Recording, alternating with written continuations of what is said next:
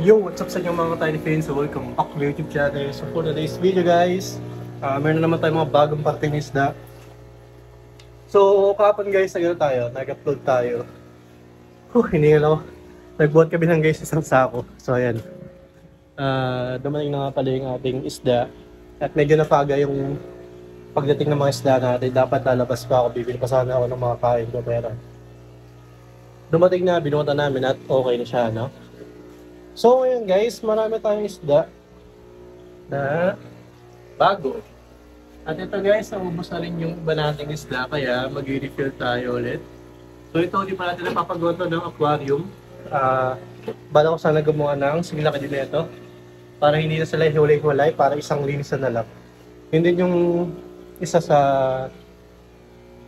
hindi ko rin na-consider. Pero syempre, wala rin tayong budget noon. Pero ngayon, pwede tayo magmalaki ng malaki na mga lagayan. So, kunin ko na itong mga isda natin guys. Papakita ko sa inyo kung ano mga dumating nating isda. So nga pala guys, long time no see Tatagal natin hindi masyadong nakakapag-upload, pero ngayon medyo lumulubog na yung schedule natin at makapag-upload na tayo. Wala pa tayong pasok ngayon guys, summer na namin, kaya magbawi tayo sa mga content. So guys, tara. So ito guys, yung ating unang plastic. Ayan, puro Oscar. Ang ganda ng Oscar natin. So ito guys, mga small size lang to, mga 1 inch lang to. Maganda yun. Solid. So dito natin ilalagay guys. Ayan. Diba? Sakto na yung sa kanila guys, medyo malaki-laki na yung tank na yan. Makaka-recover sila dyan. So ito naman guys, yung ating second and third na plastic. Naglalaman siya na tag 20 pieces na premium koi. Ganda oh.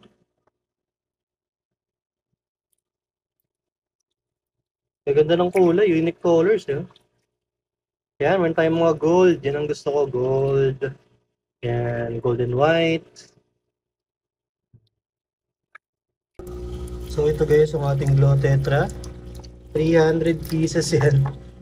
Grabe, di lang halata dahil medyo kumpulan pa sila. So yan sila. Dami. So lalagay ko na ito doon sa ating aquarium. So yun guys, nilagyan ko to ng kaunti.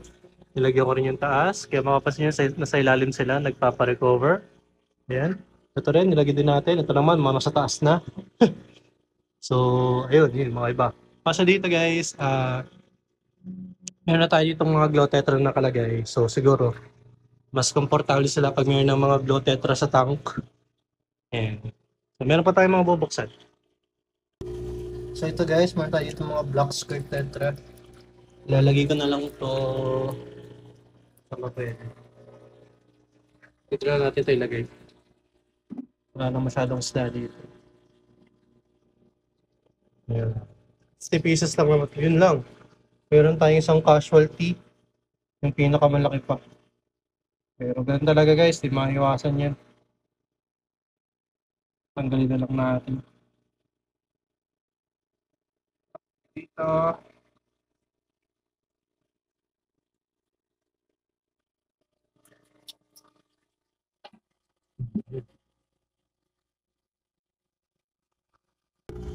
So ito guys, ang ating mga Blackmore.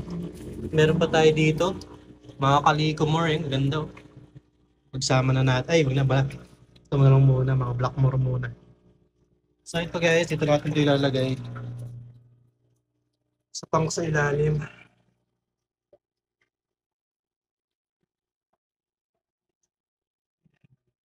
Ay, ating mga Blackmore.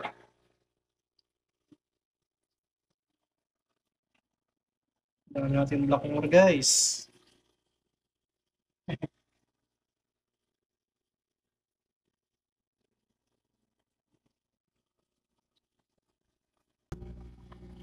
So ito naman guys ang ating mga Calico-more. Yung Calico-more natin guys, natin sasama sa mga fancy natin. Yan.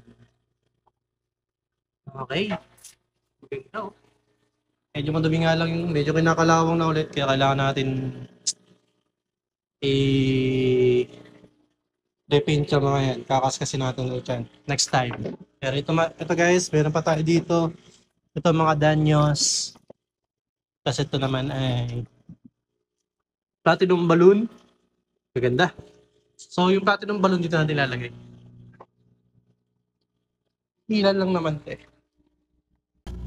So ito yung mga platinum balloon natin. Maganda oh. Solid. Maganda.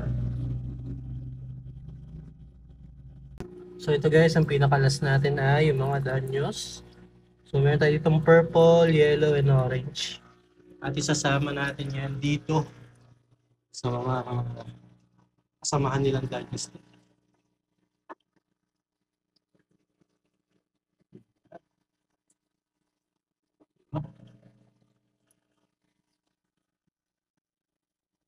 Mas na kasama. Molly. Diyan pa. So yan guys, tapos na. So magpupunas lang tayo ng mga tanks para pakita ko sa inyo yung ating fish room. So ito nga pala guys, ang ating fish room. Yan, ang dami na natin yung glow tetra.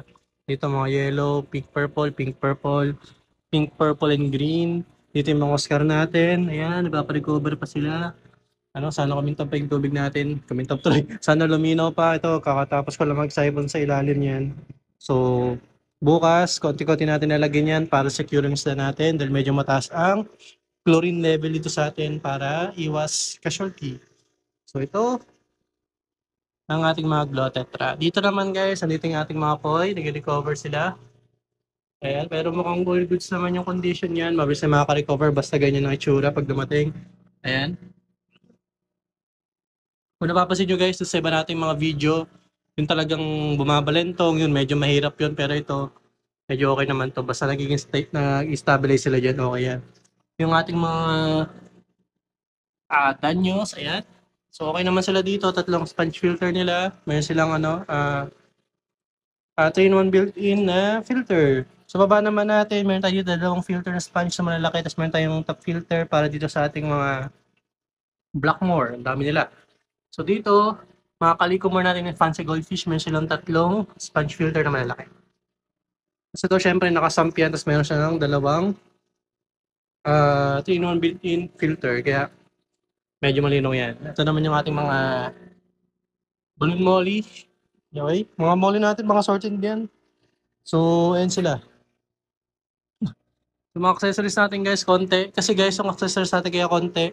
Naka-distribute yun sa tatlong natin. Meron tayong seller sa Victoria, meron din tayong Tribec dito sa atin sa Calapan. Kaya iba nating accessories ay nandoon. So naka-split kaya medyo konting accessories natin yun.